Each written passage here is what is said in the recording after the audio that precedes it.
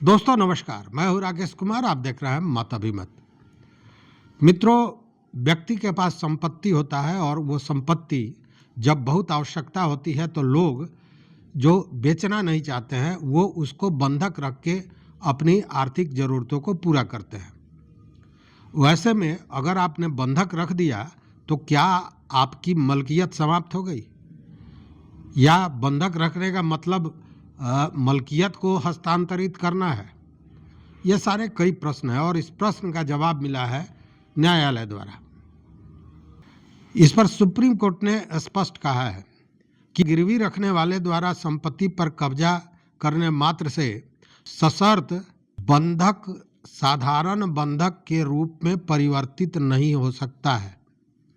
देखिए, यहाँ पे है सशर्त बंधक, मतलब कंडीशनल एग्रीमेंट मॉर्गेज, सशर्त बिक्री बंधक, या यूं कहें कि कंडीशनल मॉर्गेज, और एक होता है सिंपल मॉर्गेज। तो कहने का मतलब है कि हमने अपना कोई ज़मीन बंधक रखा, सशर्त बंधक रखा। शर्त यह था कि इतने दिनों में मैं इतना पैसा इसके एवज में वापस करूंगा, अन्यथा यह ज़मीन स्वतः उस व्यक्ति की हो जाएगी जिसको हमने अपना वो संपत्ति बंधक रखा है। तो सुप्रीम कोर्ट ने यह कहा कि अगर आपने सशर्त कंडीशनल मॉर्गेज किया है और उस ज़मीन पर आपका कब्जा है तो इसका मतलब यह नहीं है कि वह सिंपल मॉर्गेज में बदल जाएगा।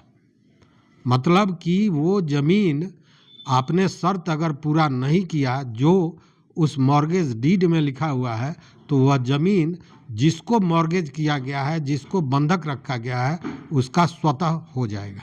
एक PIL की सुनवाई करते हुए सुप्रीम कोर्ट ने यह फैसला दिया, जिसमें हाई कोर्ट और ट्रायल कोर्ट द्वारा जो आदेश को चुनौती दी गई थी, इसी के आधार पर यह PIL दाखिल हुआ था।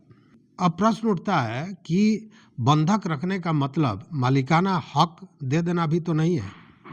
अब इसका जवाब इसी फैसले में मिल जाता है, क्योंकि स्पष्ट जो खंडपीठ है जस्टिस विक्रम नाथ और जस्टिस प्रसन्ना बी बराले का, उन्होंने कहा कि लेन देन के सभी पहलू 58C जो एक्ट है उसके तहत आता है और इसमें सशर्त बिक्री द्वारा बंधक के लिए आवश्यक मानदंडों को पूरा करते हैं। मतलब स्पष्ट है कि अगर सशर्त बंधक मॉर्गेज किया गया है तो उसकी शर्तों को मानना इस एक्ट के तहत वही मानदंड है। मतलब मानना पड़ेगा जो शर्त आपने मॉर्गेज करते हुए, कंडीशनल मॉर्गेज करते हुए रखा है। देखिए, मामला क्या था? मामला ये था कि 1990 में वादी ने 75,000 रुपया के एवज में बंधक रखा था अपने संपत्ति को, और ये कहा था कि 3 वर्षों के भीतर वह इसके एवज में 1,20,000 रुपया वापस करेगा। और सशर्त डीड में यह कहा गया था कि समय पर भुगतान नहीं करने पर संपत्ति की बिक्री स्वतः हो जाएगी। मतलब अगर आपने शर्त पूरा नहीं किया तो वो संपत्ति की मलकियत उस व्यक्ति के पास चली जाएगी जिसने गिरवी अपने पास रखा है। ठीक है? तो इस पर ट्रायल कोर्ट में जब मामला गया तो वादी द्वारा गिरवी रखी गई संपत्ति पर कब्जा को कोर्ट ने परमिसेबल पोजीशन माना और कहा कि जो संपत्ति, यह जो पोजीशन था वो संपत्ति की सुरक्षा के लिए किया हुआ था।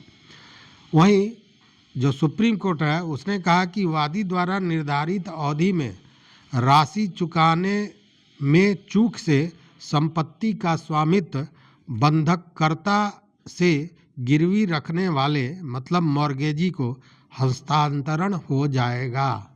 मतलब कि मामला स्पष्ट है कि अगर आपने सशर्त मॉर्गेज रखा है और उस मॉर्गेज के शर्त के अनुसार आप पूरा नहीं करते हैं, उन शर्तों को पूरा नहीं करते हैं, जैसे यहाँ पे 75,000 रुपया लिया गया, कहा गया 3 साल के बाद हम 3 साल के भीतर हम 1,20,000 रुपया दे देंगे, लेकिन नहीं दिया गया।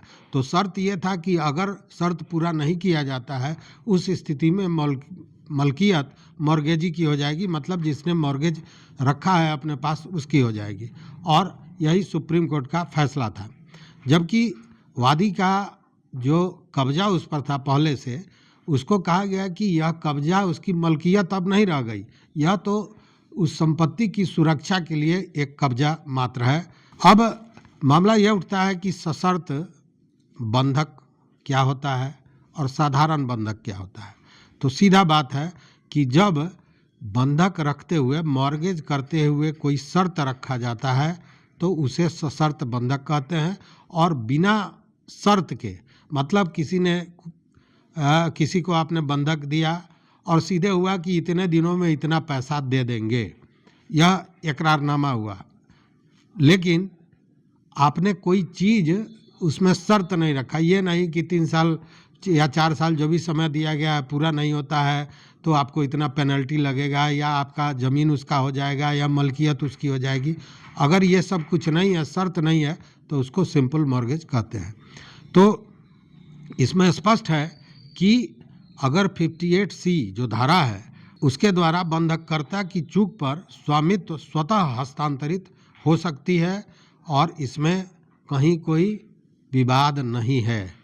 मतलब कि अगर किसी को बंधक रखना है तो ज़रूरत को देखते हुए लोग करते क्या है कि बहुत ज़रूरी है तो अगले ने जो भी शर्त रखा उस शर्त पर आपने अपने संपत्ति को बंधक रख दिया, मॉर्गेज कर दिया। तो ऐसा नहीं करना है, उन सारे शर्तों को पढ़ना है, समझ लेना है, उसके बाद ही करना है। चूँकि अगर सशर्त मॉर्गेज आपने कर लिया है तो उस स्थिति में जो शर्त है उसको अगर पूरा नहीं करते हैं तो संपत्ति आपके हाथ से जा सकती है। तो इस वीडियो में बस इतना ही। देखते रहिए मत अभिमत। मित्रों, चैनल पर नए हो तो सब्सक्राइब कीजिए, लाइक कीजिए, दोस्तों के साथ शेयर कीजिए और अपना विचार जरूर दीजिए। बहुत बहुत धन्यवाद, कोटिशः आभार।